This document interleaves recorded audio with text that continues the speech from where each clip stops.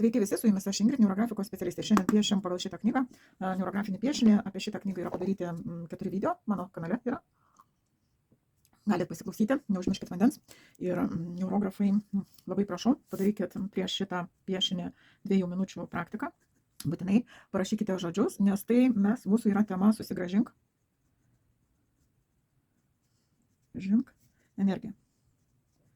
Ir tą energiją mes susigrąžinsim tikrai iš mitybos ir kai kurių kitų veiksmų. Ir užsideda timerį 2 minutėm ir rašot metaforas, asociacijas, kas jums iškils su šita tema, tam, kad pakelti ją, suaktyvinti dar labiau. Ir jeigu jūs surinksit daugiau negu 16 žodžių, tai bus jums tema tikrai aktuali. Jeigu ne, galite net nevargti, tiesiog. Tai va, toliau, kągi mesgi piešime.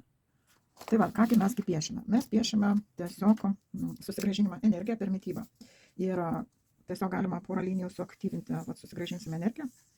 Ir energiją dabar susigrąžinsim iš tvarkingos mitybos. Pirma, ką mes darysim, tai iš tikrųjų taisyklingai valgysim. Ir tai, pasak tos knygos, tam, kad nebūtų gliukozės šuolių, pirmiausia, yra valgymas tokia seka. Pirmas skaidulas. Po to yra baltymai ir riebalai. Darykite jūs, kaip jums eina iš vidaus. Baltymai, riebalai. Ir po to krakmolas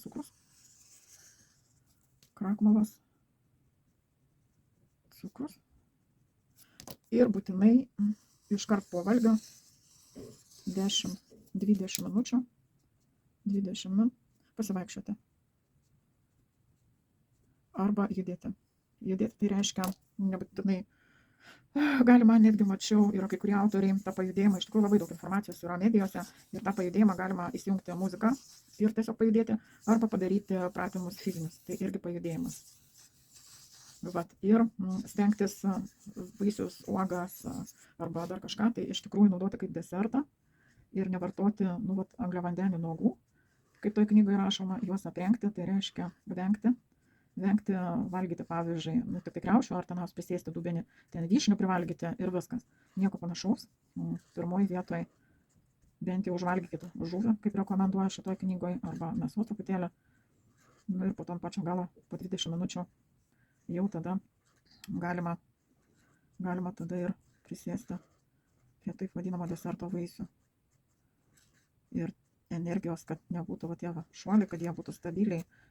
Tai iš tikrųjų labai yra svarbu, pagal šitą knygą, eilės tvarka labai yra svarbi. Ir ne vien naudoti krakmolą arba cukrų, nes tie šuoliai, jie nieko gero. O gliukozą, tam, kad su gliukoze organizmas susitvarkytų, mūsų turi skirti tam tikrus fermentus ir atsiranda laisvų darinių, kurie mus sendina ir sargdina. Ir todėl labai yra svarbu viską daryti taisyklingai. Ir tikrai, 4 video matysit, ten yra rekomendacija, galbūt pasikartosiu ir šitam video. Tikrai dar reikės man bent jau prisėsti ir susirinkti, kai aš mėgstu ir perkuosi maisto produktus, truputėlį pasižiūrėti, ar tai skaidula, ar tai čia krakmolas, nes taip yra skaidulas, stiebai, šakos, žiedai, lapai, šaknis, o krakmolas tai jau prasideda bulvė, morka, burokėlis ir taip toliau. Tai čia reikėtų pasižiūrėti, kaip čia viskas sudiriguoti. Ir žinau, kai kurios lieknėjimai, dabar bent jau suprantu, kodėl kai kurios ten yra firmos, kompanijos lieknėjimo. Ir jos tikrai, galbūt kai kurie specialistai nepaaiškina iki galo, iš tikrųjų, kokia yra svarba skaidulų. Yra net ir atskirai pirkti skaidulas. Ir galima kurį laiką galbūt ir pavartoti, kol susireguliuoti, ypač kai yra aktualus apimčių svorio mažinimo klausimas. Ir čia yra visa šita sistema yra nukreipta ir dar energijai turėti. Ir tikrai čia, kad įsiminti kas po ko ir stengtis laikytis, iš tikrųjų verta. Ir pasižiūrėsiu, ir aš pati šitam eksperimente galbūt net ir imsiu galbūt kaip askezę. Nes askezė tai yra susitarimas su visata. Jeigu kam įdomu, kaip jinai taisyklingai susitarti ir kaip tą padaryti. Galit parašyti pageidavimą, jeigu matysiu, kad tikrai norinčių yra laikytis askezę, tikrai padarysiu tokį informacinį lapą ir galėsiu pasidalinti. Nes askezė tai yra labai toksai įprasmintas reikalas. Taigi skaidulos, baltymai, krakmolas, cukrus ir vienu angliavandeniu, jeigu energetiškai žiūrint, geriau nevartoti. Ir kaip ketvirtam video sakiau, ir šitam galiu pasikartoti. Dabar aišku, kodėl Japonijoje vaisiai yra labai labai brangus ir jų valgoma mažai, nes tai yra fruktozė ir juos valgo kaip desertą. Ir užtat Japonijai, kadangi tam tikrai eilės tvarka jie ir valgo, nes seku vieną tokią, Instagrame netyčia man papuolė viena mergaitė, kuri išvažiavo gyventi į Japoniją ir ten dalinasi savo video apie japonų gyvenimą, jų tradicijas ir kaip jie apie mitybą ir pirmiausia, ir mane tada iš tikrųjų nustebino tai, kad japonai vaisius valgo, jie labai brangus ir jų valgo labai nedaug, skirtingai nei mes Lietuvoje, obuoliai, kriaušės, nu tai čia, jo, vyšnios, dabar dar visokie atvežtiniai, pasirodo, tam, kad neprisidaryti reikalų, geriau šitais dalykais nepiktnaudžiauti.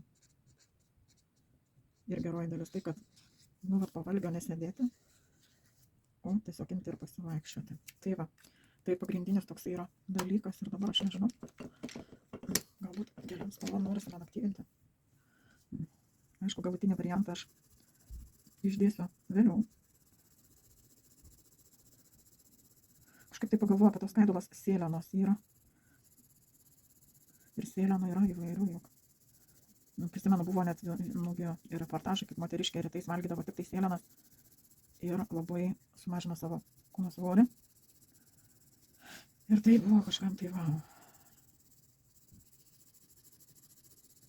Ir vis dėlto pasirodo sėlenos yra tikrai, skaidulos yra tikrai gerai, nes jos padaro tinklelį mūsų organizme tam, kad gliukozės pasisavinimas būtų tolygesnis. Jo. Ir reikės po mėnesio kokio pasižiūrėti. Nors ir knygoje rašoma, kai pradėsite maitintis tokiu principu, ar ne, tai svarbiausia atkreipti dėmesį, kaip jūs jaučiatės. Ir jo, čia skaičiau knygoje, kad mes įpratę, pavyzdžiui, sumuštinius, ne, viską ant sumuštinio, dar ypatingai ten tie visokie būna mėsainiai, dar kažkas tai rekomenduoja iš viso viską atskirai. Pirma daržovės, po to ten mėsa ar baltymas kažkoks tai pieno produktai, varškė ir ant pačio galo cukrus ir arba krakmolas ir tik tada pasivaikščioti. Nu jo, čia reikės šiek tiek pakeisti mąstymą, kad įveitų įprotį. Ir čia aš, žinokit, pravedžiau tiesiog liniją ir galbūt net aš patiešiu dar ne vieną piešinį, kad užsifiksuotų pas mane, gal dar atskirais, kaip valgymas, judėjimas ir nežinau, aš dar kažkokį, jeigu sugalvosiu dar kažkokį tai dalyką, suaktyvinti šitą energijos paėmimo dalyką. Tai aš padarysiu video. Šiaip, man atrodo, aš dar ne vieną piešinį pasidarysiu savo, paaktyvinti, kad ir, kaip sakiau, pasižiūrėsiu, susirašysiu produktus ir įsivardinimą, kad obuolys tai yra cukrus. Jis turi labai daug fruktozės. Ne taip daug, bet vis tiek. Ir kad jis yra valgomas kaip desertas, bet ne kaip užkandis. Ir kad, dar knygoje yra, patiko, kad salotos nepirktinė, ta prasme, žinot, būna kaip indeliai ten suskrudinta duona, taram, visai kaip, tai duona ant pačio galo, pirmą salotos geriau nusipirkti paprastą salotą, be jokių tenaus pridėtinių dalykų, ten aliejų ar dar kažkokių dalykų, geriau pasidaryti, nusiplauti tas salotas ir arba pasisėtis į vazonėlę, užsiauginti salotas ir jas vienas valgyti. Ir tai daryti iš meilės savo. Nes cukrus iš tikrųjų sendina ir daug visokių nelabai gerų dalykų. Kaip per daug, tai nėra sveika. Tai va. Taigi, su jumis buvau aš, Ingrid. Jeigu turit, sakau, kažkokį tai klausimą ar dar kažką klauskit, bet šiaip labai daug visko yra parašyta toje knygoje. O jeigu norėsit askezės, tai prašykit, aš tikrai padarysiu ir gausit jūs apie askezę. Taigi, su jumis buvau aš, Ingrid. Ate.